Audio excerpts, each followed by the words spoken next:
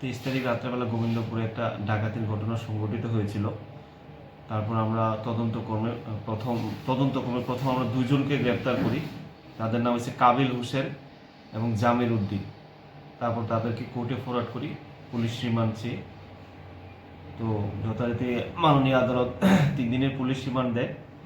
তাদের police remand থাকা অবস্থায় তাদের কাছ থেকে আমরা আরেকজনের নাম পাই, নাম বিলাল উদ্দিন। ওকে আমরা অ্যারেস্ট করি। তারপর ওদের কথা মতো আমরা কিছু টিএসআর ইউনিফর্ম রিকভার করি, যেগুলা ওরা গায়ে দিয়ে যে ডাকাতি কাণ্ড সংগঠিত করেছিল ওইগুলো। না, হাতিয়ারপত্র তো এখনো উদ্ধার হয়নি, তো তদন্ত চলছে।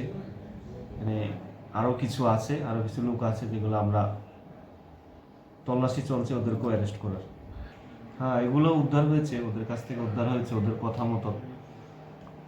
তো বাকি যেগুলো আছে আমরা দেখছি, দ্রুতক্রমে চলে আসবে সব কিছু। না, আরও কিছু আছে যেগুলা এখন বলা যাবে না।